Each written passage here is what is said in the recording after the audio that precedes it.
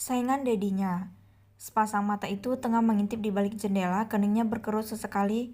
Dengan hembusan napas yang kuat, dia menggeleng sesekali bingung dengan apa yang dilihatnya. "Mas," panggil Nana yang seketika membuat Sebastian terkejut.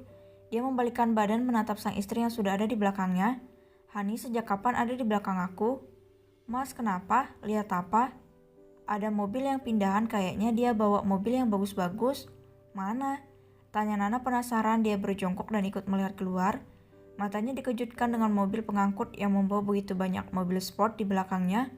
"Wah, mereka mungkin orang kaya." "Cak, aku yang paling kaya di sini," ucap Sebastian tidak mau kalah. "Bagaimana kalau kita membeli mobil baru, kau mau?" "Aku mau keluar, Mas, jalan-jalan di kafe." "Tapi Joy belum pulang sekolah." Nana mengerucutkan bibirnya. Di bulan kelahiran ini, sang suami memang memilih untuk menjaganya dan tidak pergi ke kantor. Sebastian mengerjakan semuanya di rumah. Dia tidak mau meninggalkan sang istri yang sedang hamil besar. Meskipun ada banyak pelayan dan penjaga di sini, Sebastian tidak ingin meninggalkan sang istri sendirian. "Ya Mas, daripada bosan di sini." "Sayang, bukankah kau ada janji dengan Jenny akan merajut bersama?" "Tidak, Jenny pergi ke tokonya. Dia bilang dia punya saingan kafe. Aku ingin ke kafe saingan Jenny. Ayo."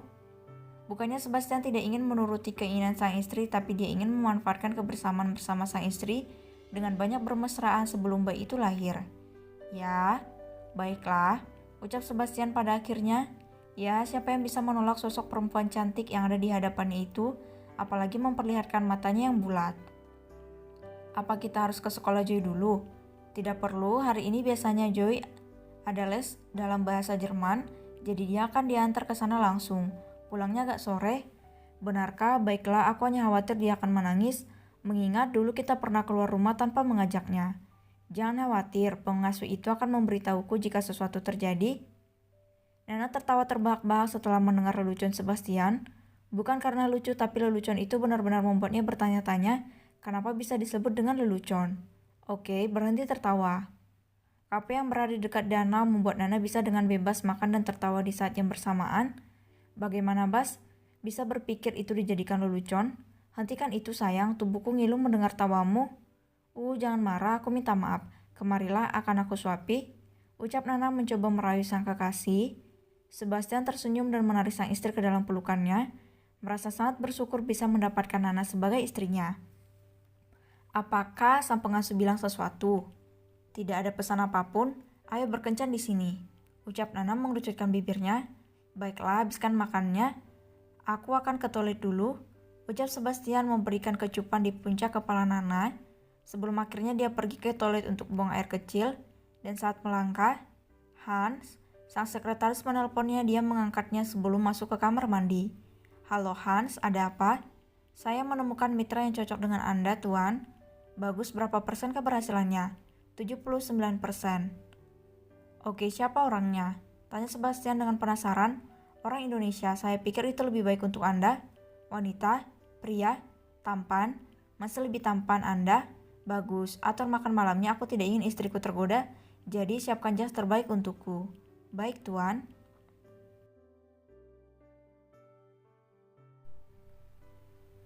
"Bahaya, kita kan jalan-jalan dulu kan?" tanya Nana dengan mata bundarnya.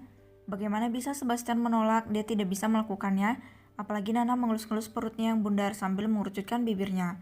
Demi Tuhan, dia terlihat sangat cantik, membuat Sebastian akhirnya mengangguk. "Oke, kita jalan-jalan dulu. Bagaimana dengan Joy?" "Tidak ada yang mengirimmu pesan, berarti dia les seperti biasa. Aku ingin berjalan di sekitar danau dengan memakan cemilan." "Kau ingin apa, sayang?" tanya Sebastian dengan lembut. Dia menggenggam tangan Nana dan membawanya keluar dari restoran tersebut. "Mau aku belikan?"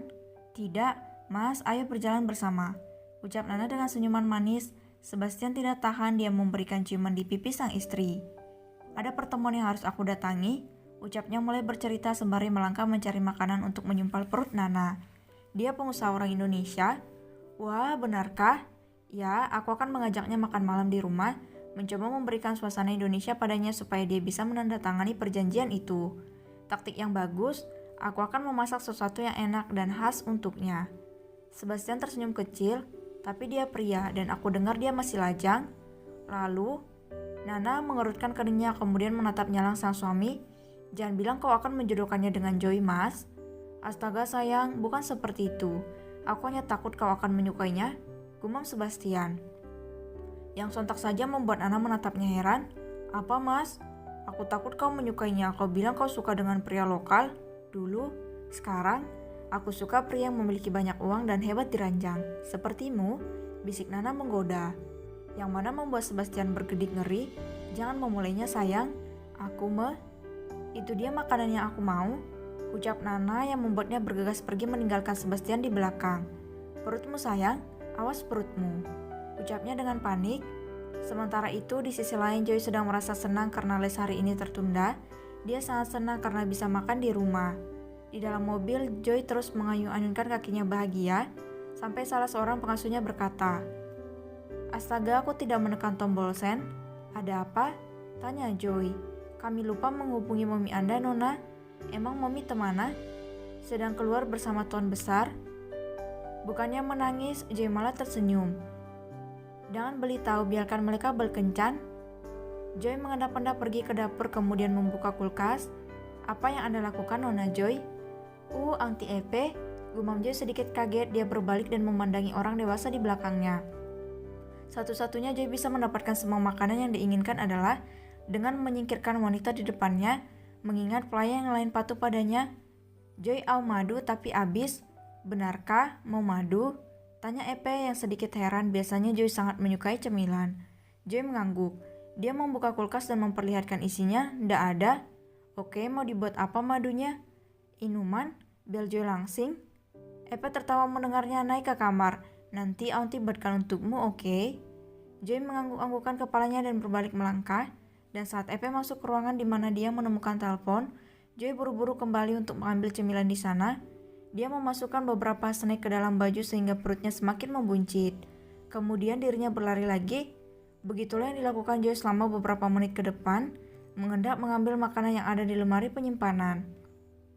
Di sisi lain, Nana yang sudah puas dengan jalan-jalan itu merangkul tangan sang suami, sesekali menyandarkan kepalanya pada bahu Sebastian. "Terima kasih untuk jalan-jalannya. Lain kali perlihatkan kandunganmu ya. Aku tidak mau kau kebanyakan makan dan merasa bengas seperti tadi." Nana mengangguk. Dia masuk ke dalam mobil saat sang suami membukakan pintu untuknya. "Langsung pulang?" tanya Sebastian. "Ya, kita akan langsung pulang. Kasihan Joy menunggu." Sebastian menyalakan mesin, namun dia tidak mengemudikannya karena mendapatkan sebuah pesan. Dan seketika, mata Sebastian membulat. "Sayang, Epe baru mengabariku kalau lesnya tidak terjadi. Joy sudah ada di dalam rumah." "Oh astaga," ucap Nana memijat keningnya. "Berkendaralah, ayo. Jangan panik karena Joy baik-baik saja." Epe tidak menyebutkan kalau Joy menangis. Tentu saja dia tidak akan menangis. Dia menghabiskan semua makanan di dalam kulkas. "Apa? Bagaimana kau tahu sayang?" "Mas, Joy itu cerminan dirimu."